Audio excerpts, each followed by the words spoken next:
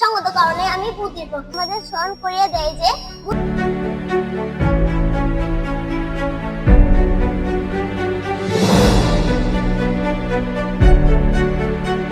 মাননীয় বিচারক মণ্ডলী ও আমার বিপক্ষ দলের বন্ধুগণ ও শ্রদ্ধেয় শিক্ষক মণ্ডলী, আসসালামু আলাইকুম।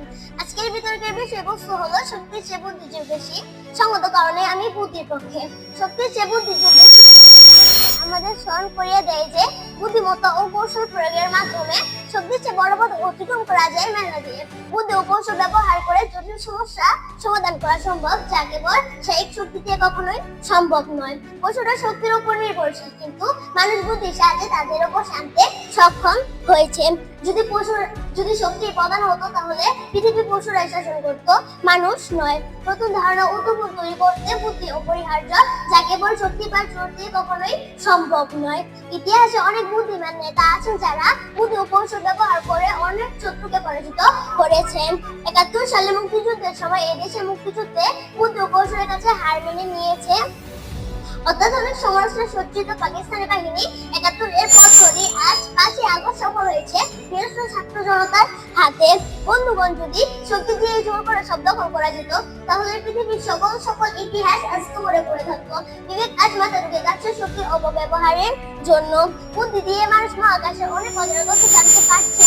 আজ আমরা প্রাকৃতিক দুর্যোগে আগাম বার্তা পাই ও দুর্যোগ পরিবর্তী সময়ে উত্তর কাজ বুদ্ধি কৌশল ও প্রযুক্তি দিয়ে সফল করি, যা কেবল শক্তি বা জোর দিয়ে কখনোই সম্ভব নয়। কোন জায়গায় বুদ্ধি ছড়ে?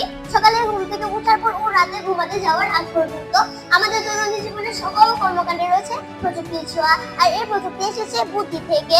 দৈনন্দিন জীবনের ব্যবহার্য টিভি, ফ্রিজ, ওভেন ও গৃহস্থালীয় নানা উপকরণ একজন গৃহিণীর জীবনকে অনেক সহজ করেছে। এখন আর ঘন্টার পর ঘন্টা মাটির চুলায় বসে রান্না করতে হয় না। কৃষিকাজে বিজ্ঞান ও প্রযুক্তির কথা ধরা যাক। দেশের বর্ধিত জনসংখ্যার জন্য যদি অধিক শস্য জন্মানো না হতো তাহলে এদেশের সবকিছু আমদানি করতে হতো, আর এই আমদানি খরচ বহন করতে হতো দেশের জনসংখ্যার আয় থেকে।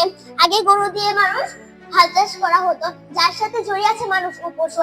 এখন ট্রাক্টর ও ধান কাটার মেশিন, কীটনাশক মেশানোর স্প্রে মেশিন দিয়ে আমরা অল্প সময়ে শারীরিক পরিশ্রম না করে ফসল উৎপাদন করতে পারছি। বন্ধুরা, দেখেন তো, জৈব প্রযুক্তির ফলে আজ আমরা এত সফল হয়েছি যে ঘরে ঘরে রয়েছে গরুর খামার, পোল্ট্রি ফার্ম। এই জৈব প্রযুক্তিতে কি রয়েছে? শক্তির ছোঁয়া না বুদ্ধির ছোঁয়া? প্রতিপক্ষ দলের বন্ধুরা এখনো কি বলবেন শক্তির চোর বেশি? তাহলে আমি বলবো, জেগে থাকা মানুষকে কখনো জাগানো যায় না। কানে কোনো বুদ্ধি শক্তির পক্ষে চাপাই না গিয়ে চলে আসুন বুদ্ধির পক্ষে। আপনাদের শুভ বুদ্ধির উদয়। ধন্যবাদ সবাইকে। আসসালামু আলাইকুম ওয়া রাহমাতুল্লাহি ওয়া বারাকাতুহু।